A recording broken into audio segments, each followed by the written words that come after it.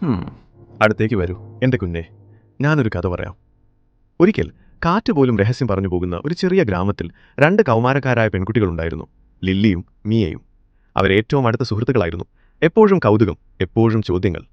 ഒരു രാത്രി എല്ലാവരും ഉറങ്ങിക്കൊണ്ടിരിക്കുമ്പോൾ മുത്തശ്ശിയുടെ പഴയ ജനാലക്കരികിൽ ഒരു ചെറിയ വെളിച്ചം നീങ്ങുന്നത് ലില്ലി കണ്ടു. വളരെ തെളിച്ചമില്ല, ഒന്ന് മിന്നി മാഞ്ഞു പോകുന്ന പോലെ, അവരെ വിളിക്കുന്നത് പോലെ. നിനക്ക് കണ്ടോ? ലില്ലി പതുക്കെ പറഞ്ഞു. മിയയുടെ ഹൃദയം വേഗത്തിലിടിച്ചു. എങ്കിലും അവൾ തലകുനിച്ച് സമ്മതിച്ചു. മുത്തശ്ശി പറഞ്ഞത് അവർക്ക് ഓർമ്മ വന്നു. ചില കൗതുകങ്ങൾ രാത്രിയിൽ ഉറങ്ങണം എന്നായിരുന്നു അവൾ പറയാറ്. എന്നാലും എൻ്റെ കുഞ്ഞെ, കൗതുകം പലപ്പോഴും പേടിയേക്കാൾ ശക്തമാണ്. പെൺകുട്ടികൾ പതുക്കെ വാതിൽ തുറന്നു. മിലത്ത് ഒരു കുരുക്കുന്ന ശബ്ദം.